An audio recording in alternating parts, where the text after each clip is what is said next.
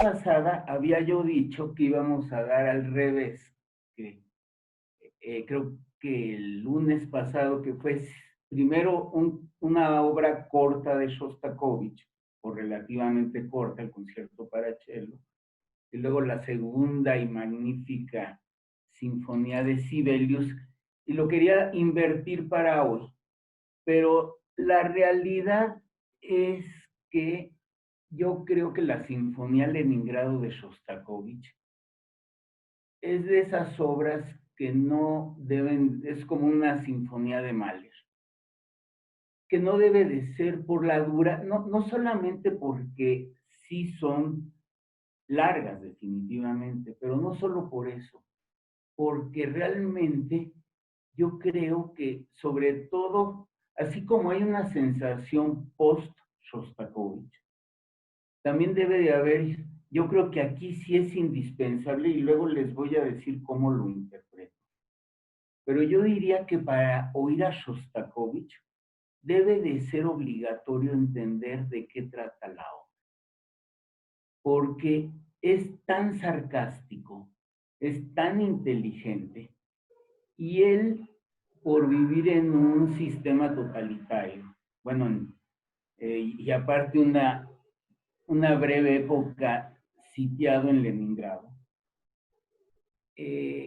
por los nazis, entonces toda su vida sintió opresión. Ya después de la muerte de Stalin, tal vez hubo un poquito más de flexibilidad, pero no crean que era muy, muy flexible la cosa. Yo llegué a estar allí, no era precisamente flexible. Y todavía faltaba mucho, mucho para Gorbachev cuando yo fui. Bueno, el caso es que eh, nos dice las cosas de una manera ambigua, inteligente. Musicalmente es un superdotado en lo que lo pongan. Yo creo que es quizá el gran genio del siglo XX.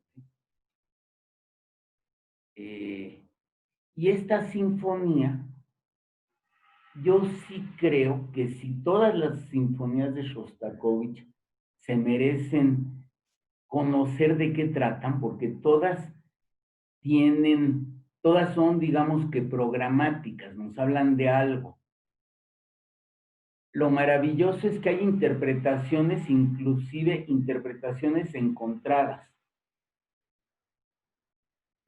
Eh, por ejemplo, aquí lo más conocido, pero por mucho, de la Sinfonía Leningrado es la marcha de Stalin, le dicen algunos, y otros dicen que está basado en la canción favorita de Hitler y que es el ejército alemán avanzando lentamente por Rusia, y es como sarcástico porque se burla de los nazis deformando una canción que le gustaba mucho a Hitler. Entonces, igual en su maravillosa quinta de antes, ¿qué fue lo que hizo? Después de que lo regañaron porque no le gustó a Stalin su ópera, en la quinta también de una manera obvia, pero no demostrable. Para eso hay que ser muy inteligente. Siempre tiene el recurso de, pues, si le queda el saco, que se lo ponga. Bueno, así era Shostakovich. Entonces, Stalin, que era un sádico a nivel de Hitler, eh, era hasta peor porque se mataba a su propia gente. Hitler lo hizo al final, cuando ya perdieron la guerra y decía que no merecían vivir. Pero Stalin lo practicó de matar soviéticos desde el primer día. Help yourself, digamos. No era terrible. Bueno, el caso es que eh, Shostakovich tuvo una vida muy, muy atormentada por eso mismo. Y esta obra, les voy a platicar. Yo realmente la conocí ya tarde. Tarde quiere decir hace unos 7, 8 años. Les voy a decir que lo más emocionante que me ha pasado en los últimos 10 años de oír buena música ha sido descubrir a Shostakovich. Digo, bueno, ustedes oyeron el concierto para cello el número 1, pero cada obra es diferente y cada obra es bella, maravillosa desde el punto de vista musical. Van a ver qué orquestación en esta sinfonía. Y bueno, la historia de esta sinfonía, aparte, que se llama Sinfonía Leningrado. Leningrado era, bueno, es la ciudad, entre comillas, occidental de Rusia, que siempre tuvo como el complejo, porque los europeos los veían como bárbaros. Y entonces,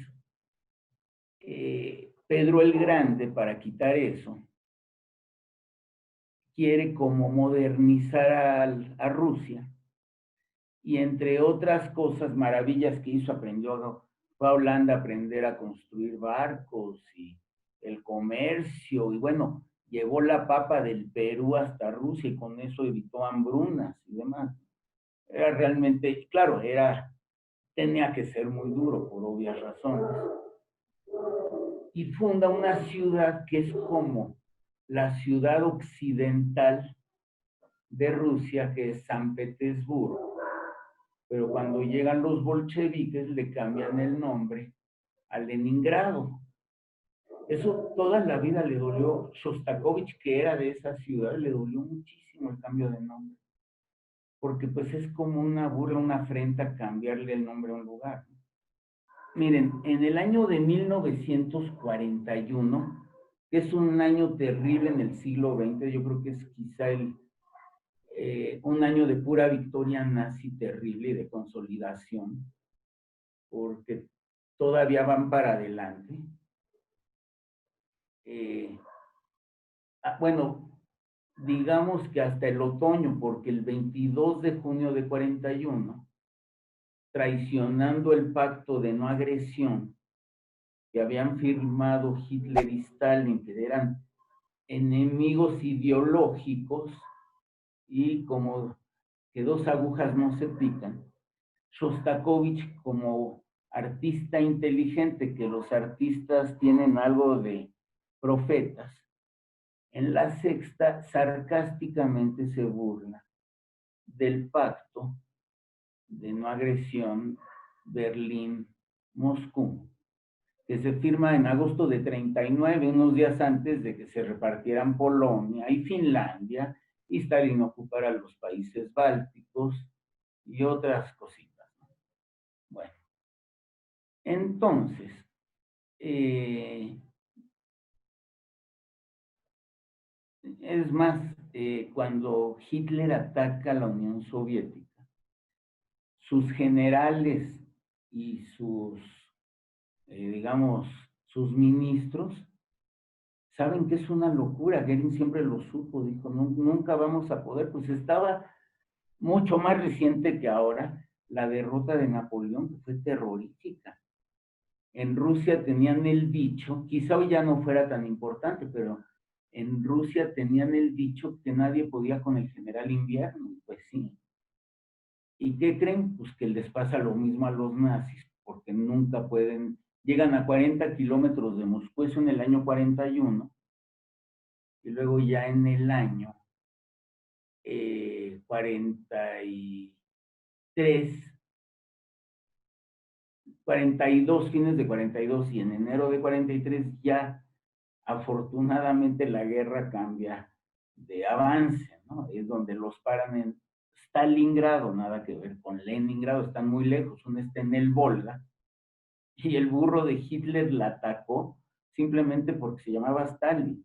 No había esa orillas del Volga, hoy se llama Volgogrado, pero no tenía ningún fin estratégico. Yo creo que se provocó la peor guerra en la historia de la humanidad. Pero a la bellísima San Petersburgo tuvo un destino diferente, digamos. Fue sitiada, un sitio terrorífico, y Shostakovich estaba allá adentro. Lo rescatan pronto por aire y se lo llevan al Volga porque eso le debía haber dado algo de tranquilidad. Y lo que pasa es que todo lo dice de una manera muy sarcástica. Miren, cuando acaba la guerra y la Unión Soviética no solo gana la guerra, sino que gana la paz, porque se queda con media Europa, creando la cortina de hierro. Y países muy ricos que esclavizó mucho tiempo la Unión Soviética. Acuérdense de la primavera de Checoslovaquia, por ejemplo. Bueno, el caso del muro de Berlín y otras chuladas, ¿no? La policía secreta de Alemania Oriental, la Stasi. Bueno, resulta que le encargan que haga una sinfonía triunfal después de esta, de la Leningrado, que esa la compone en el año de 1941, en pleno sitio, y cuando ni siquiera tienen la seguridad, más bien yo creo que tienen la inseguridad de si van a ganar o no la guerra.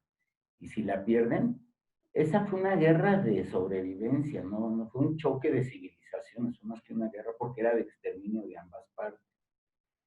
Entonces, la acaba el 27, justo cuando está acabando el año, el 27 de diciembre del año 41, y se estrena en el lugar donde está también junto al Volga, igual que Stalingrado, Kubichev, aunque creo que allí no llegaron las tropas. Se estrena en esa ciudad el 5, imagínense, el 5 de marzo de 42. Bueno, cuando menos ya saben que no pudieron con Moscú. ¿Saben por qué no pudieron con Moscú? Porque se hace una especie de lodo, que se atascaban los tanques, los caballos, todo. Entonces, y luego llegó el general invierno, entonces que allí no son chistecitos las temperaturas. Y ni siquiera llevaban ropa de invierno. Y lo mismo les pasa, pero a lo bestia, un año después en Stalingrado. Pero aquí sí el ejército del norte llega relativamente fácil y rápido a San Petersburgo, porque Stalin estaba totalmente desprevenido. Y esta es una ciudad, pues, en la costa occidental, entonces está muy cerca. Y la sitian. Eh, bueno, se estrena en esa ciudad el 5 de marzo de 42 con la orquesta del Bolshoi, del ballet Bolshoi, un director que se llamó Samos. Luego es toda una historia tipo James Bond, porque sacar ese tipo de cosas de la Unión Soviética y sobre todo en época de Stalin era pena de muerte, pero con todo y familia o chuladas de ese tipo. Entonces, quién sabe cómo se contrabandea vía Teherán, y de Teherán, quién sabe, que Teherán ya era medio al lado de la Unión Soviética, y de ahí quién sabe a dónde, y bueno, hasta que por fin llega por microfilm a Nueva York. Y en Nueva York, dos figurones, los dos huidos de la guerra, uno quizá por motu propio y por convicción, y el otro pues ni siquiera porque él era inglés, porque yo creo que se hizo, por la guerra, se hizo la meca del buen arte, Estados Unidos, con músicos europeos y artistas europeos. Y además se dieron movimientos internos, pues, eran muy buenos maestros y se dio un arte pictórico maravilloso y musical que yo no acabo de entender bien, pero que hay cosas muy buenas. Conocen, por ejemplo, el cuarteto de Samuel Barber. Bueno, el caso es que entonces los dos quieren tener el honor de estrenar en América, en ambos sentidos, Estados Unidos y continente, una sinfonía que ya era célebre, quizá más por lo histórico y por lo que representaba que por la calidad musical, pero yo creo que no se queda para nada corta. Acuérdense que Shostakovich es un segundo Mozart, así es su genialidad. Miren, se estrena y además hay una, ¿cómo le dicen en español? lo transmiten, un broadcast, se dice en inglés, como una cadena nacional, digamos, en donde se escucha en todo Estados Unidos y al día siguiente primer lugar del hit parade. O sea, fascinó a todo el mundo. Aunque había críticas a favor y en contra de los críticos conocedores, todos estaban de acuerdo en que era una música que infundía un sentido muy, muy especial. A ver ustedes, ¿cómo describirían ese sentido ahora que la oigamos? Se los digo luego. Yo les puedo decir, yo la conocí bien en una colección de Rudolf Barschai, que fue un director que, imagínense lo que hubiera sido, bueno, hoy que estábamos viendo el fútbol, cuando salen al segundo tiempo Sergio Ramos y Busquets, dos grandes jugadores, platicando, le digo a mi esposa, imagínate qué padre oír de lo que están hablando y entender.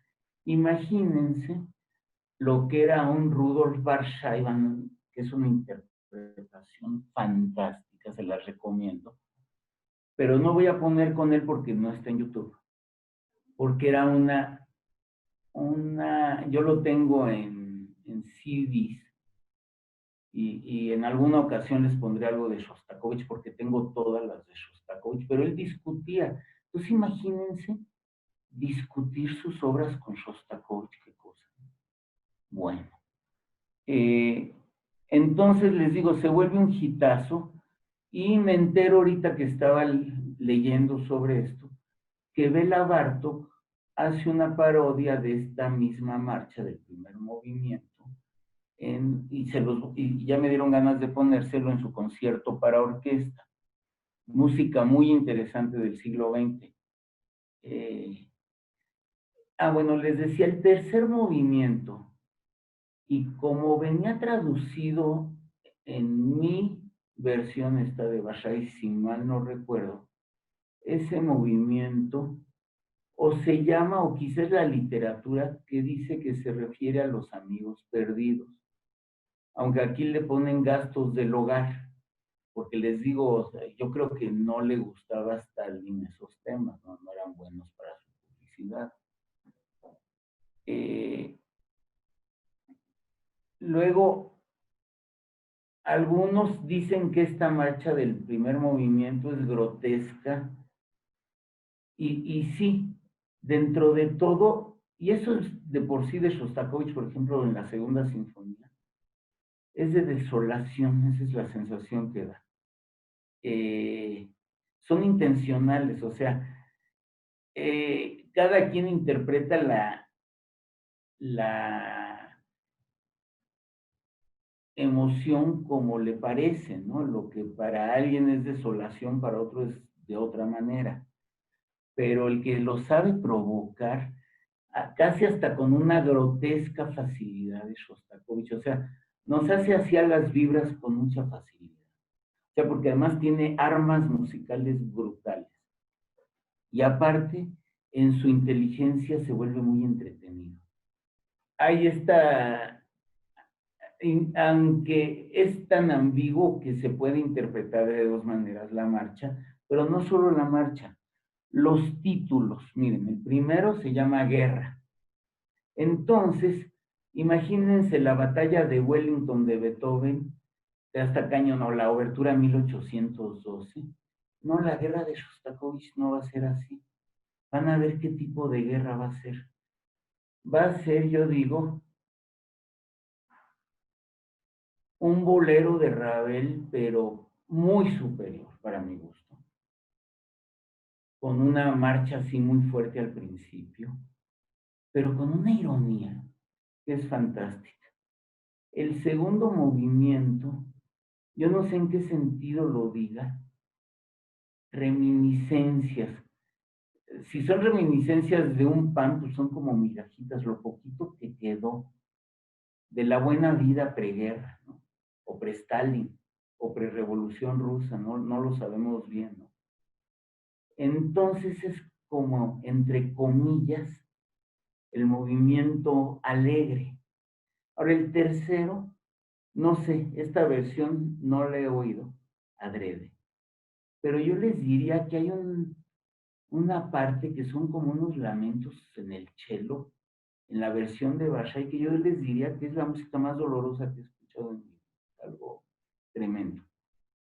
Y en la versión que yo leí se llama Por los amigos perdidos. ¿Por qué? Pues porque la victoria fue con unos costos en vida brutales. Yo les decía yo, la octava sinfonía, en lugar de hacerle como le pide Stalin, una sinfonía triunfal, yo diría que es como una Leningrado, pero todavía más filosófica y más profunda y triste como el demonio, pero cura esa tristeza con alta filosofía. Lo explica en su documental Mravinsky, lo señala como una de las obras más perfectas del pensamiento humano, la octava sinfonía. Ojalá y les deje yo el gusanito, oiganla, la octava, y yo la pondría obviamente con Mravinsky, y quizás hasta la damos, pero todo depende cómo se sienten con esta. A ver, ¿qué les parece? Es la orquesta doble de Alemania Oriental. Esta la dirigí, creo que de una radio, ahorita van a poner de cuál es. Creo que es la que dirigió mucho tiempo Maris Janssen, orquesta de Kimmel. Y van a ver el qué interesante directo.